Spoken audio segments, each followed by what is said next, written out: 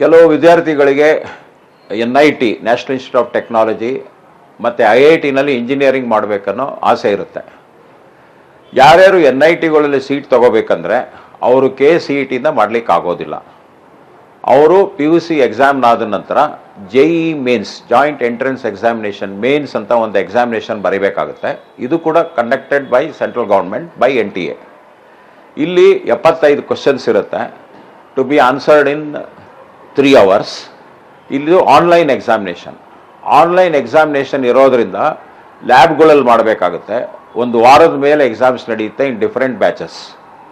So ವರ್ಷದಲ್ಲಿ 2 ಸಾರಿ ಮಾಡ್ತಾರೆ, ಜನವರಿ ಒಮ್ಮೆ ಮತ್ತು ಏಪ್ರಿಲಲ್ಲಿ ಒಮ್ಮೆ.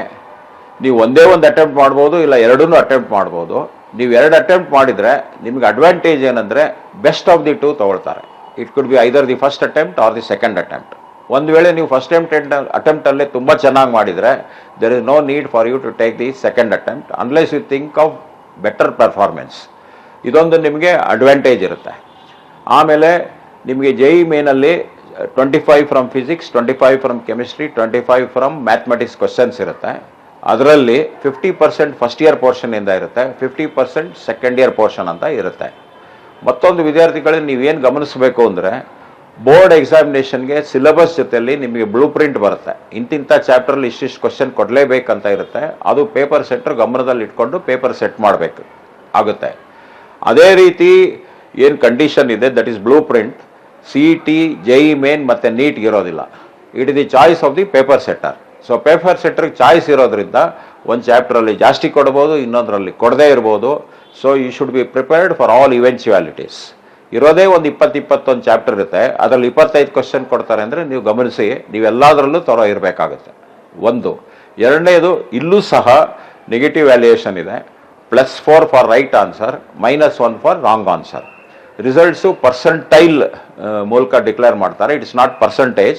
Your percentile will depend on how many have written the examination along with you on that particular day.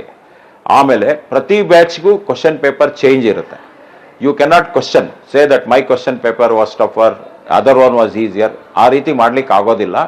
ಇದೆಲ್ಲ ನೀವು ಎಕ್ಸಾಮಿನೇಷನ್ ಫೇಸ್ ಮಾಡೋದಕ್ಕೆ ಮುಂಚೆ ಫಸ್ಟ್ PUCಗೆ ಏನು ಸ್ಟೆಪ್ ಇನ್ ಮಾಡ್ತೀರಾ ಅವತ್ತೇ ಇದರ ಅರಿವಿದ್ರೆ ಬಹುಶಃ ನಿಮಗೆ ಪ್ರಿಪರೇಷನ್ಗೆ ಒಳ್ಳೆಯದಾಗುತ್ತೆ.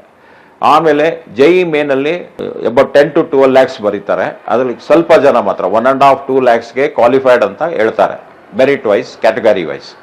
ಸೊ ಕ್ವಾಲಿಫೈಡ್ ಇರೋರು ಮತ್ತೊಂದು ಎಕ್ಸಾಮ್ ಬರೀಬೋದು, JEE ಅಡ್ವಾನ್ಸ್ಡ್ ಅಂತೇಳಿ. ಅದರಲ್ಲಿ ಒಂದು 25,000 to 30,000 ಸ್ಟೂಡೆಂಟ್ಸು IIT-6 ಸೇರ್ಕೊಳ್ತಾರೆ. ಇನ್ನು ಮಿಕ್ಕವರು ನೀವು NITಗೆ ಅಪ್ಲೈ ಮಾಡ್ಬೋದು. ಕ್ವಾಲಿಫೈಡ್ ಇರೋರು 2, ಒಂದು JEE ಅಡ್ವಾನ್ಸ್ಡ್ ಎಕ್ಸಾಮ್ ಬರೀಬೋದು, ಮತ್ತೊಂದು ನೀವು NITಸ್ಗೆ ಅಪ್ಲೈ ಮಾಡ್ಬೋದು. ಎಲ್ಲ ಸ್ಟೇಟಲ್ಲೂ NITs ಇದೆ. ನನ್ನ ಪ್ರಕಾರ ಒಂದು 25-30 ಸಾವಿರ ಸೀಟ್ ಇದೆ ಆಲ್ ಓವರ್ ಇಂಡಿಯಾ. ಇಲ್ಲೂ ಕೂಡ ನಿಮಗೆ state rank, all India rank ಕೊಡ್ತಾರೆ.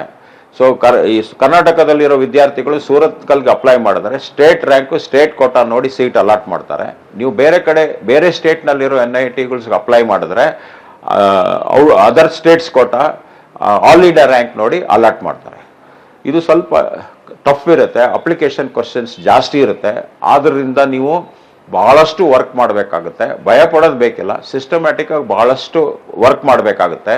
ಕ್ಲಾಸ್ ಅಟೆಂಡ್ ಆದಾಗ ನೀವು ಪ್ರತಿದಿನ ಮನೆಗೆ ವಾಪಸ್ ಹೋದಾಗ ಅವತ್ತೇನು ಕ್ಲಾಸಲ್ಲಿ ಪಾಠ ಆಗಿರುತ್ತೆ ಆ ಪೋರ್ಷನ್ದು ನೀವು MCQs, ಮಲ್ಟಿಪಲ್ ಚಾಯ್ಸ್ ಕ್ವೆಶನ್ಸ್ ನೀವೇ ಪ್ರಯತ್ನ ಪಟ್ಟು ಆನಂತರ 4ನೇ ದಿನ ಬೇರೆ ಕ್ಲಾಸ್ ಮಾಡಿದಾಗ ಅಟೆಂಡ್ ಆದರೆ ನಿಮಗೆ ತುಂಬ ಹೆಲ್ಪ್ ಆಗುತ್ತೆ.